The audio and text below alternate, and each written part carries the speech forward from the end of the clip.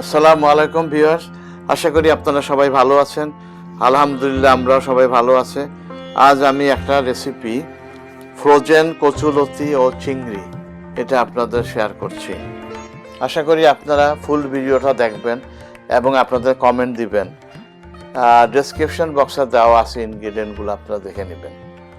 এখন আমরা নিয়েছি এখানে পেঁয়াজ, চিংড়ি, তারপরে আপনার আদা, রসুন, পেঁয়াজ, হলুদ, মরিচ, কচুলতি ফ্রোজেন, এগুলো আপনারা দেখে নেবেন।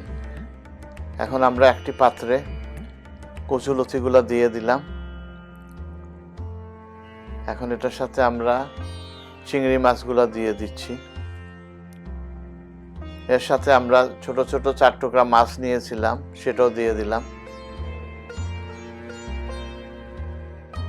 এখন আমরা দিলাম কাটা পেঁয়াজগুলো দিয়ে দিলাম।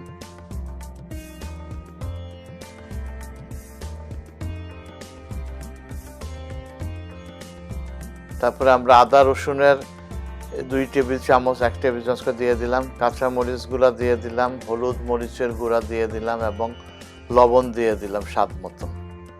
আপনারা বেশি খেলে বেশি দিতে পারেন। এখন আমরা এই শুটকিগুলাকে গরম পানির সাথে মিশিয়ে শিরা বানিয়ে নিয়েছিলাম, এগুলো আমরা এখন ঢেলে দিচ্ছি কচুলতি এবং চিংড়ি মাছ এবং মাছের সাথে।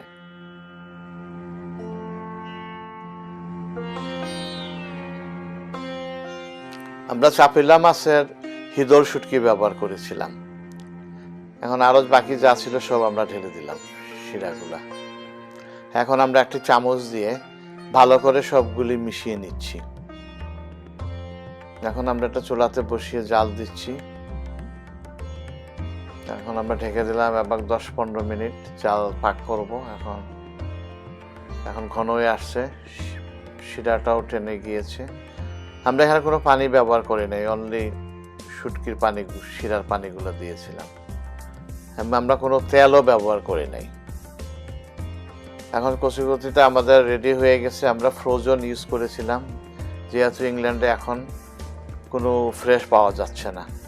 তো যদি আপনাদের রেসিপিটা ভালো লাগে তাইলে শেয়ার করবেন, লাইক করবেন, কমেন্ট করবেন, আমাদের চ্যানেলটা সাবস্ক্রাইব করবেন। যারা অলরেডি সাবস্ক্রাইব করেছেন তাদেরকে অসংখ্য অসংখ্য ধন্যবাদ। Sabu food and tours, thank you.